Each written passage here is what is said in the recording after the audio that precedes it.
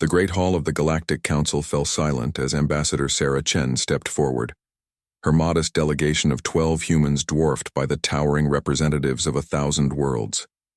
Above them, holographic displays showed the assembled fleets of the major powers, the Zephyrian Armada's 10 million vessels, the crystalline formations of the Vorthan Empire's 8 million ships, and the bio-organic swarms of the Hive Collective that numbered beyond counting. Then came Earth's contribution to the display, 37 ships. The laughter started as a low rumble from the insectoid Cathara delegation, their mandibles clicking in amusement. It spread through the hall like a wave. The deep bellows of the gas giant dwellers, the harmonic resonance of the energy beings. Even the usually stoic stone people of Granitus cracked what passed for smiles on their rocky faces. 37 ships, wheezed High Counselor Vex Thule through his breathing apparatus. The humans bring 37 ships to challenge the Devourers. How delightfully optimistic. Sarah Chen stood unmoved as the mirth echoed around her. Behind her, Captain Marcus Rodriguez of the UES Indomitable kept his expression neutral, though his jaw tightened slightly. The other human representatives maintained their composure with the practiced ease of a species that had spent millennia being underestimated. Perhaps, Sarah said, her voice carrying clearly through the vast chamber despite its modest volume, you would like to see a demonstration before passing judgment. The laughter intensified. Counselor Zara 9 of the HFY Vorthan Empire, her crystalline form refracting the hall's lights into dancing rainbows, spoke with the sound of wind chimes. Little human, our fleets have conquered galaxies. Your entire species numbers fewer beings than crew aboard our largest dreadnoughts. What demonstration could you possibly offer? A simple one, Sarah replied. Target practice. On the main display, the tactical view shifted to show the Kepler 442 system, a dead star system chosen for the war games. The assembled fleets of the great powers spread out in perfect formations, their numbers blotting out the stars. And there, almost lost in the vast display, was Earth's tiny flotilla. 37 ships arranged in a loose formation that looked almost casual compared to the rigid military precision of the others. Choose a target, Sarah said simply. Hi. Counselor Vex Thule gestured with one of his many arms toward the display. Very well. The fourth moon of the gas giant Kepler 442c, solid iron nickel core, roughly twice the mass of your home planet's moon. Let us see what your fleet can accomplish against it. The great powers moved first. The Zephyrian Armada unleashed a coordinated barrage from 1,000 ships, plasma lances and quantum torpedoes that lit up the void like a second sun. The moon's surface cracked and glowed, chunks of metal spinning away into space. The Vorthan Empire followed with their harmonic disruptors, crystalline ships singing a song of destruction that shattered mountain ranges. The Hive Collective swarmed the wounded moon with bioships that fed on metal and stone, leaving deep scars across its surface.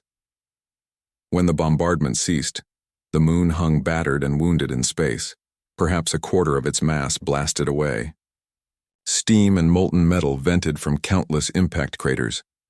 It was an impressive display of firepower that would have reduced most planets to rubble. Then it was Earth's turn. The 37 human ships moved forward in their loose formation, and for the first time, the council chambers fell completely silent. There was something different about the way they moved, not the thunderous advance of a massive fleet or the swarming chaos of organic ships, but something that felt purposeful, deliberate. What are they doing? Whispered Counselor Zara 9. The human ships arranged themselves in a precise geometric pattern around the wounded moon. For a moment, nothing happened. Then, without any visible weapons discharge or energy buildup, space itself seemed to shift. The moon stopped rotating. Then, with surgical precision, it split perfectly in half. Not cracked, not shattered, not blown apart. It simply divided along a mathematically perfect plane, the two halves separating with eerie grace as if the fundamental forces holding them together had simply decided to stop. The silence in the great hall stretched for long seconds. The tactical display, Debris from the Great Power's bombardment continued to drift away from the two perfectly smooth hemispheres. But the human ships remained motionless, their work complete. How? The word escaped from High Counselor Vex Thul in barely a whisper. Sarah Chen smiled for the first time since entering the hall. We are not a numerous species, honored counselors. We do not fill the void with massive fleets or swarm. Our enemies with countless ships, we are, as you noted, quite small. She gestured to the display where Earth's tiny fleet maintained its perfect formation. But we are very, very precise. Captain Rodriguez stepped forward. Humanity developed under unique constraints. Limited resources, a single world, constant conflict. We learned to make every shot count, every move deliberate, every tool exactly suited to its purpose. While you built bigger fleets and stronger weapons, we built differently. The ships you see before you, Sarah continued, represent the refinement of principles your species learned long ago, but perhaps forgot in your abundance. Each vessel contains technology that manipulates the fundamental forces of reality itself.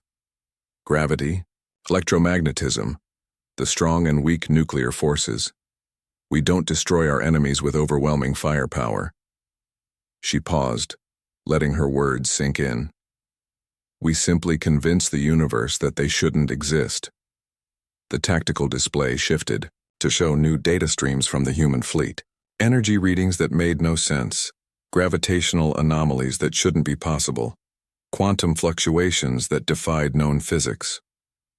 The 37 ships weren't just vessels, they were mobile reality-altering platforms, each one capable of rewriting the fundamental laws of physics in localized space.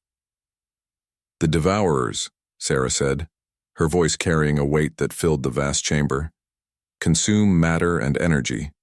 They are immune to conventional weapons because they simply absorb whatever you throw at them, but they cannot consume what we can offer them. And what is that? Counselor Zara 9 asked, her chiming voice now subdued. Sarah's smile widened. Paradox. Impossibility. The gentle suggestion that the mathematical foundations of their existence contain a division by zero.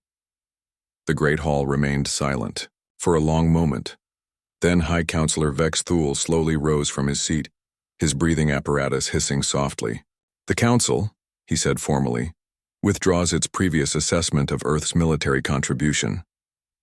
Thank you, Sarah replied with a polite nod. We look forward to working together. As the human delegation filed out of the Great Hall, whispers began to spread among the assembled representatives. 37 ships, such a tiny fleet.